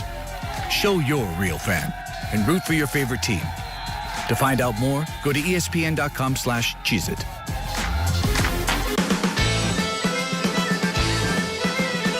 To all the happiness and luck that life can hold, and at the end of your rainbow, a pot of gold. Happy St. Paddy's Day from Triple Hops Brewed Miller Lite. Taste greatness. Back here in College Park, a tie game, 42-42 between Duke, the first-place team in the ACC, Maryland, the second-place team in the ACC. The Blue Devils wrap up the regular season championship with a win.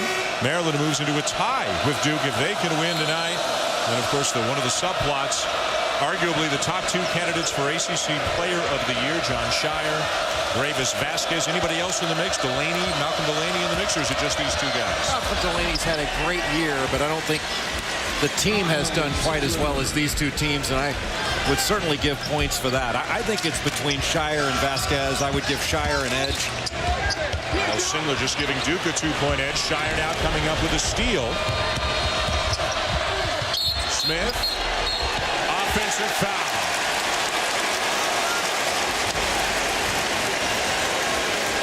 That's one where you just have to pull up.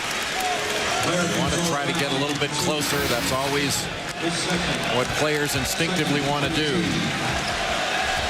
But if you pull up and just bank one off the glass, that's a very good shot. Mosley taking the charge. Aaron Andrews near the Maryland huddle in the last timeout. EA? Very passionate, of course, from Gary Williams, but also from Gravis Vasquez as well. They're just talking about being tough, getting to loose balls, guys. And Gary Williams just saying, that's basketball. Just go out there and fight hard.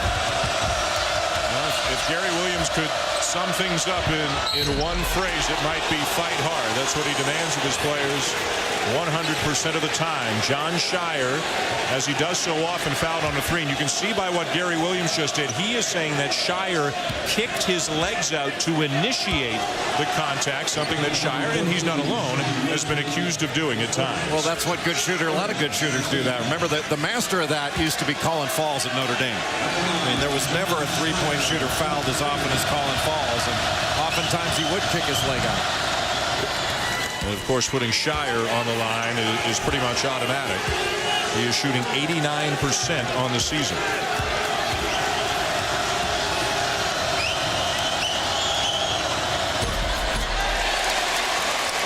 It really is freakish how often, after you talk about a guy being a great free throw shooter, they miss one.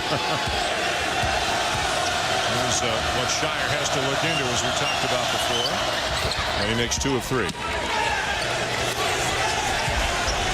This is an important period for Maryland to withstand this surge by Duke because Duke came out much more resolute in the second half. They have been playing much harder on the defensive end and much harder on the glass.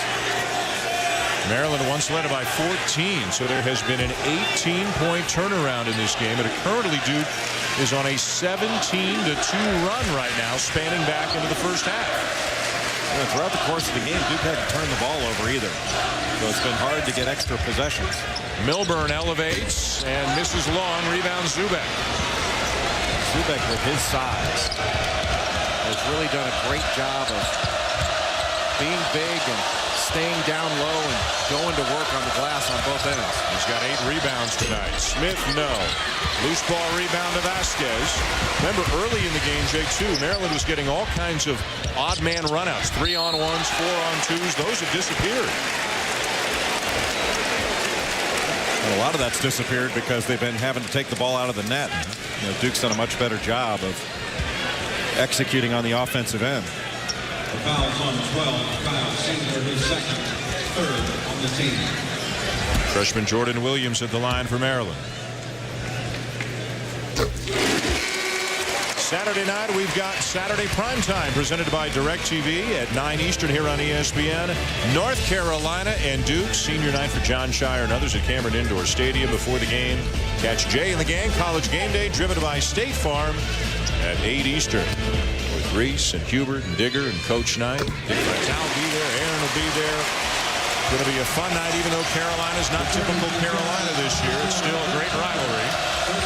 Carolina, incidentally, is playing a little bit better the last couple of games. They've been competing harder. They really fought Wake Forest on the glass. Beat Miami. Another strong rebound by Zubek. And he just went right over the top of Jordan Williams. And Williams asking for an over-the-back foul, but had a great angle on it. Zubek never touched him. He's just bigger. Zubek 7'1", Williams about 6'9". Smith to Singler. Way long. Zubek another rebound. And when Zubek gets a rebound, doesn't have an immediate putback, that's where you can really get hurt by a three-point shot. Double-figure rebounds now for Zubek. And a timeout on the floor. Duke has taken the lead here early in the second half.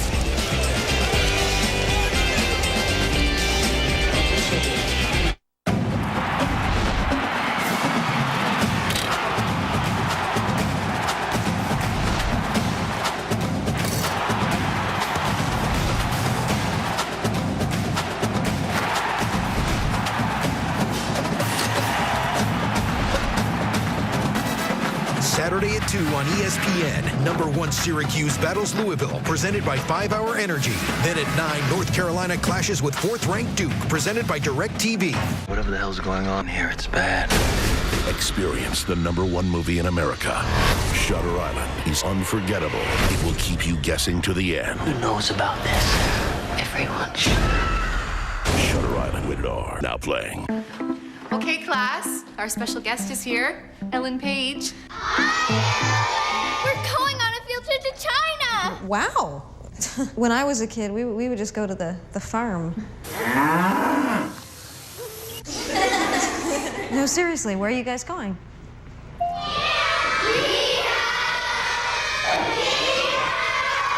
The new classroom. See it, live it, share it on the Human Network. Cisco. I just bought a 2010 Toyota Prius. I am buying a new Toyota Camry. Brand new 2010 Toyota Camry. For over 50 years, your loyalty has helped make us the #1 car brand in America. So we're offering you our biggest thank you ever. Get no interest payments for 5 years on many of your favorite models. And current Toyota owners visit Toyota.com for more unprecedented offers. Thank you for standing by us. What's the deal with all these people rushing to work, drinking their mochachinos, cappuccinos, chocolatinos? Take a look at this, the Denny's Meat Lovers Trio. It's one of 3 new dishes for breakfast lovers being served for a limited time. I'd take one of these over a whatever chino any day. Brian Zubek, despite an injury, having another big game here against Maryland. He's already got 10 rebounds tonight, 5 of them at the offensive end. You go back to February the 13th, the 1,000th game that Mike Krzyzewski coached at Duke. It was also his birthday that day. John Shire knocked down 3, scored 22 points in the game. Brian Zubak with the best game of his career, 16 points, 17 rebounds. Duke an easy winner. Steve Wojciechowski said to us at shoot-around today, one of the things he likes about the big guys on his team, and Zubak being one of them, they do what they're supposed to do. They don't try to make moves they're not capable of making and knock down shots they're not capable of making, as Zubak's dad looks on here. They set screens, they rebound, they play defense, they do exactly what they're supposed to do. Well, they do the dirty work. And you talked about setting screens, and that's exactly what Zubak did just there. And as a screener, he's the guy that got open. But when he screens you and does it right, you stay screened because he's so big. Closing out his career, playing the best basketball of his career at Duke. Tucker, a couple of baskets early in the first, misses the floater, and back come the Blue Devils, led by Shire. Zubak got away with a shove there. That's his 11th rebound on the game. He has done yeoman's work on the glass. And one thing Zubak does is now when he establishes low post position, he keeps it. He's not shuffling his feet. He's staying wide, and he's making the easy play. And one thing he probably doesn't get enough credit for, he's a very good passer. He sees the floor pretty well. In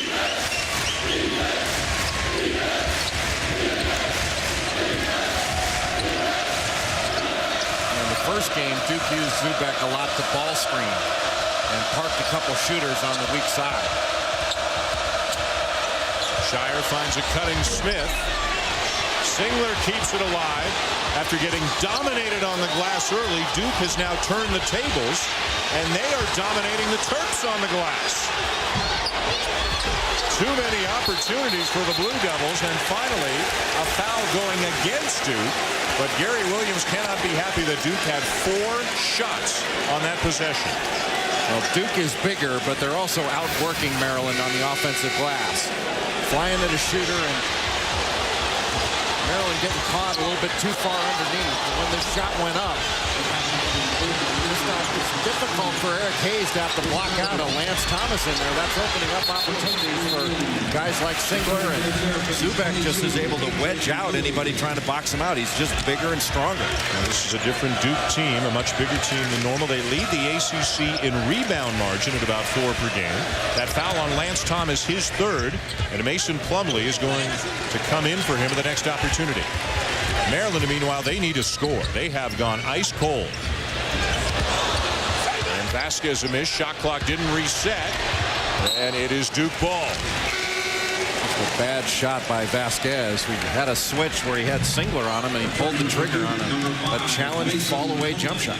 Well, you said the first few minutes, first 5 minutes, if you will, the second half would be very important, and Duke having their way with Maryland for the most part. And it's not been the first shot defense of Maryland that's been the problem. They've done a pretty good job defensively. They're just giving up second, third opportunities, and they're in scramble situations. Singler, nice look inside. Mason Plumlee foul. Dino Gregory got it. He does such a good job of keeping the floor spread. Their spacing forces your defense to cover so much ground and help in recover situations.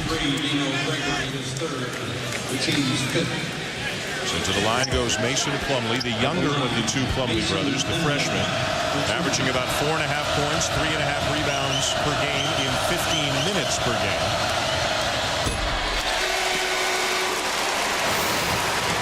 You take a look at the spacing here. Everybody's spaced out, and it's when there's movement and you've got that kind of spacing. You know, Plumlee sets the screen. Everybody worried about Singler as the cutter. And when you've got big guys setting screens like that and playing what I call screener-scorer basketball, where the screener is looking to score immediately after setting the screen, that is really hard to defend.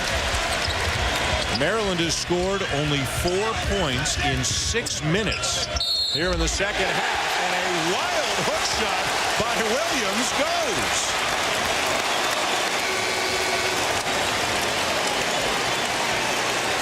Just a little duck in on that weak side after the cutter comes through.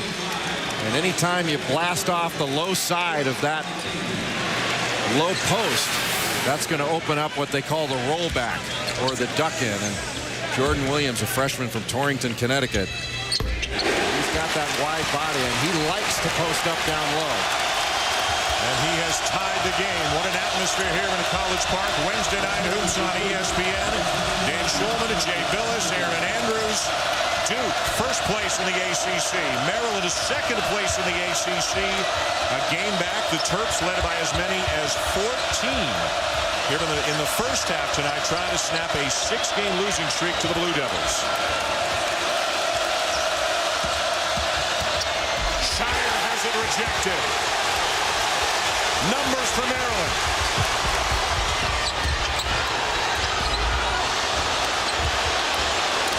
And Duke comes up with it. It was a 4-on-2 for the Terps, and they couldn't convert. Duke had 3 players on the floor on the other end. Nice crossover by Smith. And he'll get a look from the corner. Maryland pushing. This is Bowie. Vasquez behind the back to a wide open Milburn. In and out. He doesn't miss those very often. One of the better 15-foot jump shooters in the ACC.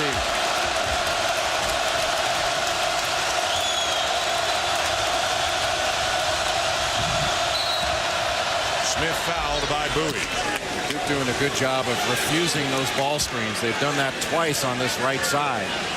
We've seen an opening baseline. Maryland was able to erase the last one with a great shot block. As a defender, are you just conditioned to think that the ball handler is going to use the ball screen instead of refusing? Well, Maryland wants to force them to use the ball screen, so that's a mistake defensively. You don't want to let your man go away from that ball screen on defense. You want to force him into the screen, so you're forcing him into help. Vasquez goes to the bench for the Terps. Duke turns it over. Bowie, a lefty, scoops it up and in to give Maryland the lead.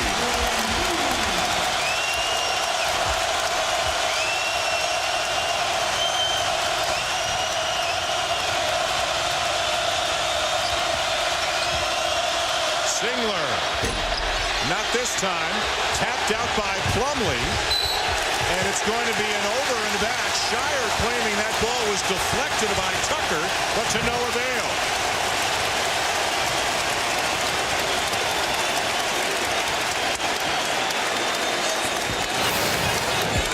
Ike Krzyzewski arguing that there was no possession. And Cliff Tucker may have touched it, but the referee didn't see it that way.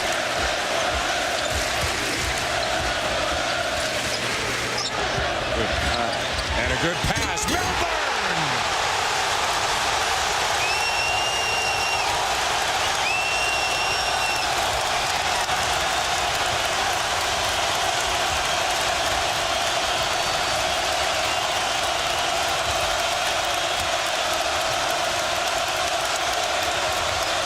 The tables have turned here now in favor of Maryland.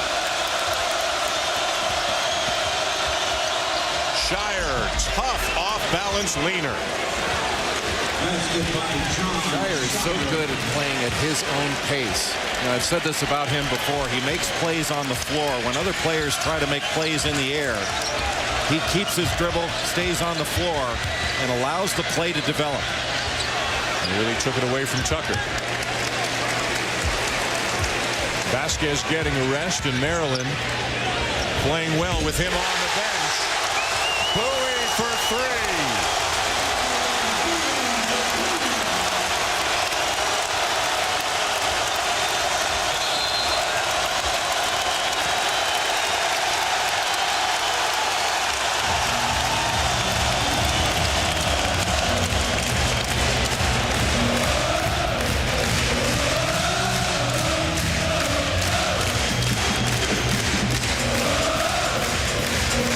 Second timeout taken by Duke. Fear the turtle, one of their favorite sayings here in College Park. And Maryland, after being in kind of a danger zone for a while, Jay, they have really responded. And Duke is switching screens out on the perimeter. That meant that Mason Plumlee switched out on Adrian Bowie. And Bowie is a driver, not the type of guy you expect to just step back, dribble, and drill one from three-point range. But when he saw the freshman Plumlee switch off on him, he did not hesitate to pull that trigger. A pretty tough-minded group of Terrapins here tonight. Bowie, a 32% three-point shooter, just making his first attempt of the evening. So much on the line, so much emotion, such a heated rivalry. And Vasquez continues to get a rest on the bench for Maryland. Kerry Williams getting great minutes off of his bench. Bowie's come in and done a nice job for him, as has Dino Gregory. Singler with the quick release. Rebound Thomas. Maryland just giving Duke so many second chances. Shire travels. Mike Krzyzewski furious. Boy, he had 2 dribbles before he called that thing.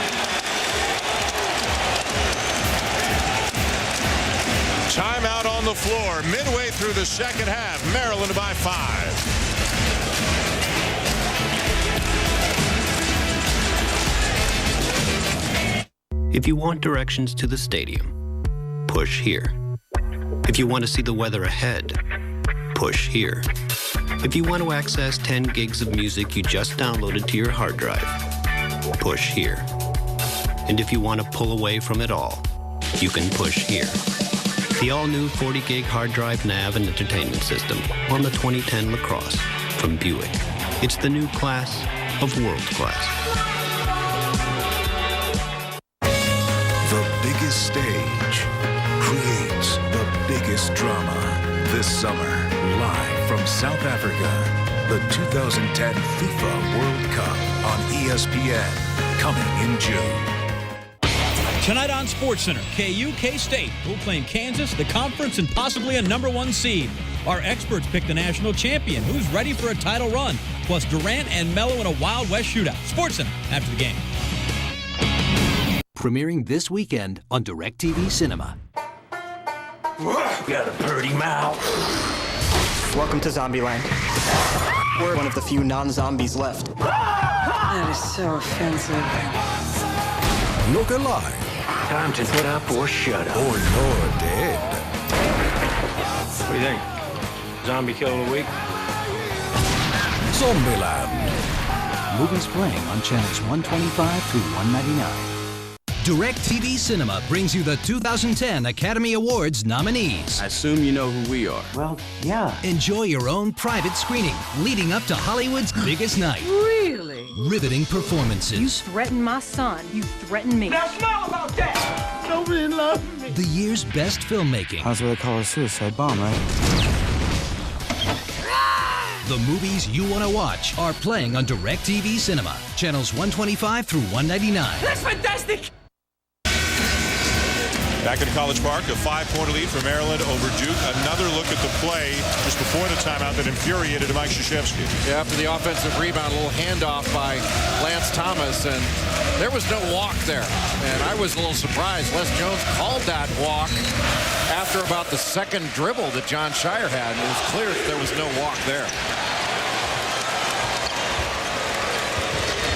How about out of the timeout, Gravis Vasquez remains on the bench. As you said, great play from Adrian Bowie and the Maryland bench. And Vasquez, the star for the Terps, remains on the bench right now. A turnover. And it has not been a vintage night for Vasquez tonight. He's got 9 points, 4 assists. And Maryland very fortunate they're leaving a three-point shooter wide open. Bowie to Tucker, who tried to reverse it, and he'd gone straight up. He might have just drawn the foul, but instead opted for the spectacular play and came up empty. And now Vasquez, well, he stood up and he sits back down. Jordan Williams will check in for Maryland. You make a great point about Milburn. He needed to go up and draw that foul. Seek out the contact instead of avoiding it. Smith turns the corner. Good defense, good recovery by Bowie, and Smith makes a very tough shot. Well, that was good defense by Bowie. The first thing he did was he ran Nolan Smith off the three-point line and forced him to curl, and he forced Smith to make a really tough shot. Open is Mosley. Rebound Shire. The big three for Duke have 38 of their 51 points. That's fairly typical for the Blue Devils this season. They average over 53 points per game, the threesome. Well, this game is going to come down to toughness plays like that one. You don't usually see a lot of emotion from Nolan Smith, but you saw some right there. Here you can see Nolan Smith being chased off that three-point line by Bowie, and Bowie stays between him and the basket. He just makes a really difficult shot. And talk about a difficult shot. The spin move to get the angle. And Nolan Smith seeks out that contact, goes right into the chest of Sean Mosley. Vasquez has returned, as has Hayes, who has been quiet here for the second half after a great start to the game. And 5 consecutive points for Nolan Smith have tied the game. Well, Nolan Smith has done it on both ends. He has defended Vasquez very well. Remember, Vasquez averaging better than 24 a game his last 8, only 9 tonight. A turnover on the entry pass.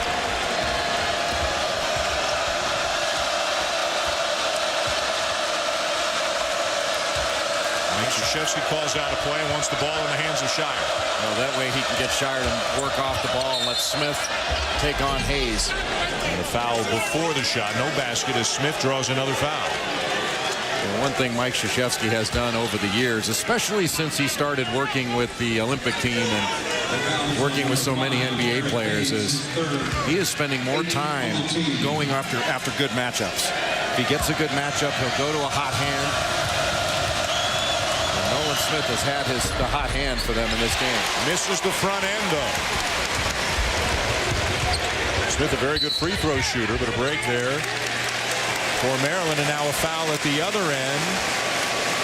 Lance Thomas, I believe. And if it's Thomas, it's his 4th.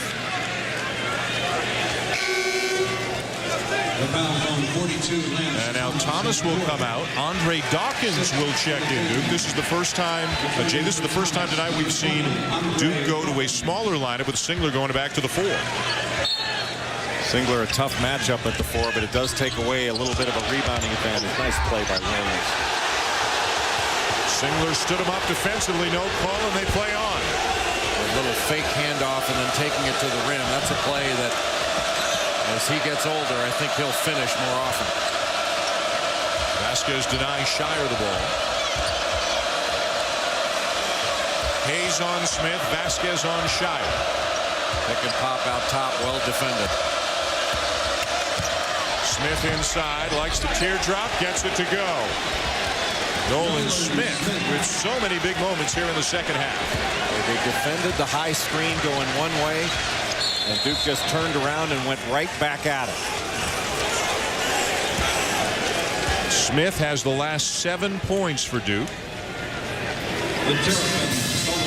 And he has given the Duke Blue Devils a 2-point lead on Maryland. We're in the final week of regular season play around the country.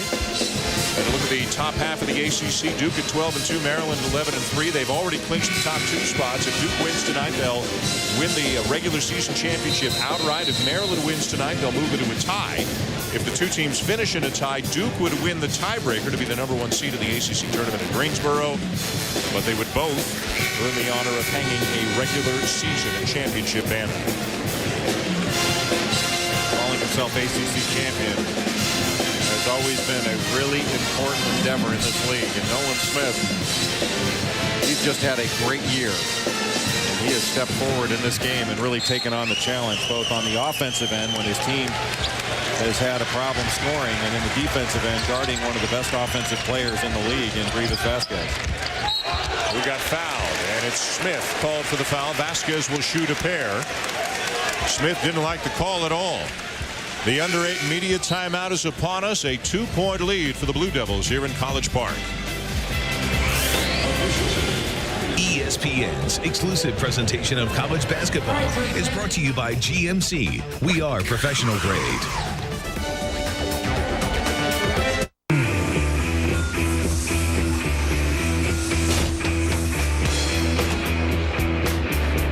There are 31 days in GMC's Truck Month. Make each one count. With a truck that offers you over 300 horsepower, over 1,800 pounds of payload, and over 20 highway miles per gallon. Get 0% APR for 60 months on Sierra Half-Ton, rated a Consumer's Digest Best Buy. If you've got work to do, Truck Month couldn't have come at a better time. Hi, may I help you? Yes, we're looking to save on car insurance, even if that means we have to shop all day, right, honey? Yep, all day. Good thing you're starting here. We compare your Progressive Direct rate to other top companies, so you can save money. Look. He saved a lot. And quick, too. And no more holding her purse. It's a European shoulder bag. It was a gift. Shopping less and saving more. Now that's Progressive. Call or click today. I'm from the union. I can pay. That's not my department. Their job was to repossess organs. Pretty impressive, boys. Until he needed one. No time at all. You're going to be back on your game. You're going to be knocking them down. On March 19th, falling behind on payment. Everyone wants a piece of him. Now he's yours. What do you want to do? Finish this. Repo Man, rated R. In theaters March 19th. SportsCenter will follow our game with the highlights of all the college hoop. Kansas tonight a winner. Senior night there. They beat them 82-65. Sharon Collins goes out a winner, 17 points. He's got more wins in 4 years than any player in Kansas history. And Kentucky a winner, 80-68 over Georgia. John Wall, defense leads to offense. He had 24. Again, SportsCenter after the game, ESPN News with the highlights always. Carl, thank you. Back here in College Park, you're looking at the top two teams in the ACC. First place Duke, second place Maryland. A 2-point game here on senior night for Gravis, Vasquez, and others. So look at the upcoming ACC tournament at Greensboro. If the tournament were to begin right now, here's how they would line up with Duke, Maryland, Clemson, and Virginia Tech getting the first round bye. So much could change in the next week. Give me a dark horse, Jay. Who jumps out at it? I would say Virginia Tech. They not only have one of the leading scorers in the country in Malcolm Delaney, but Jeff Allen is a really talented player. That's an athletic group, and I think they could be dangerous on a neutral court if they get some momentum. Didn't have much of a non-conference schedule, but they have more than made up for it with an impressive run within the ACC. And again, if you're a bracketologist or a fan of bracketology heading into tonight, Joe Lunardi had 7 ACC teams in the tournament. Virginia Tech was one of his last 4 in. I believe Notre Dame was his first team out, but that was prior to play tonight. And, of course, Notre Dame won again. Again without Luke Barrington. They beat UConn at home tonight in a very low-scoring game. Duke has had some wide-open looks from 3. Ooh, and stops on a dime. And when Duke has missed open threes, that's given Maryland an opportunity to run out. And neither team has shot the ball well in the second half. That's why I think this game is going to come down to who's tougher on the glass. When the ball's loose, who's getting down and going after it. And Maryland has now gone small as well, with Mosley effectively playing the power forward spot, guarding Andre Dawkins knocks down a shot. He just has a great stroke.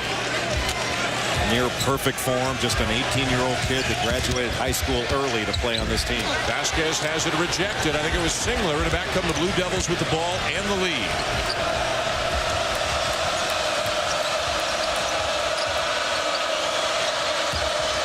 Singler on the drive and draws the foul. A really good use of the shot fake by Kyle Singler.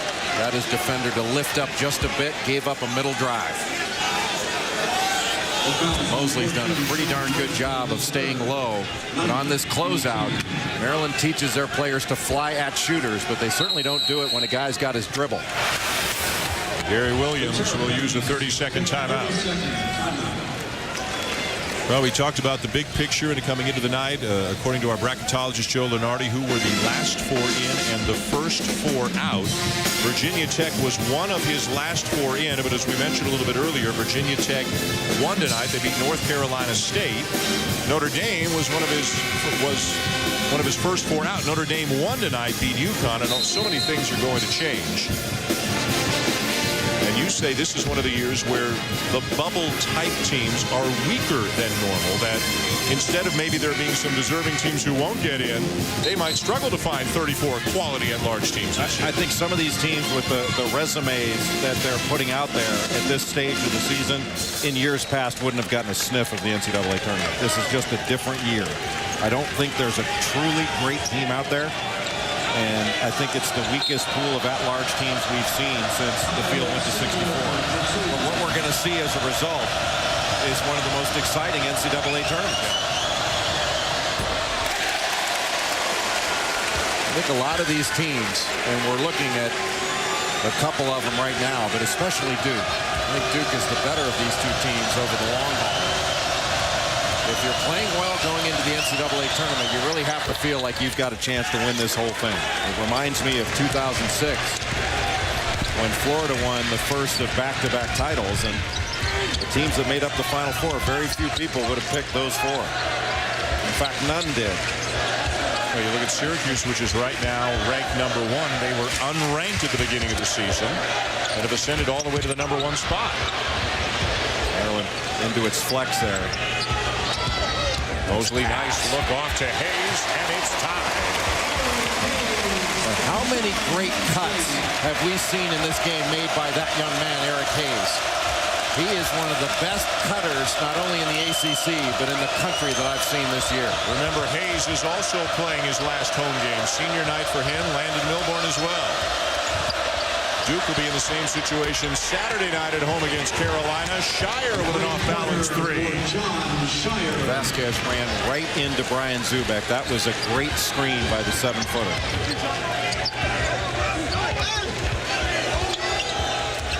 This flex offense along that baseline can be very hard to guard.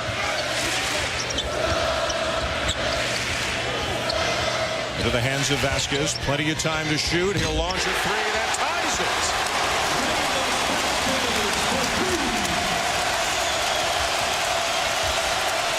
He's got his parents here, his high school coach here, the Maryland star trying to end his home career with a win.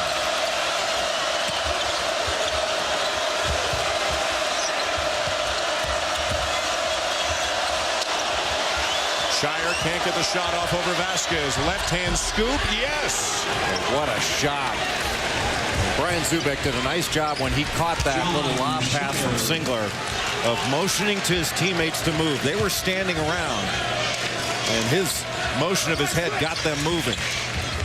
Shire now with 17. Mosley. Rebound, Bowie. He has been huge for the Terps tonight. 9 points, hasn't missed a shot.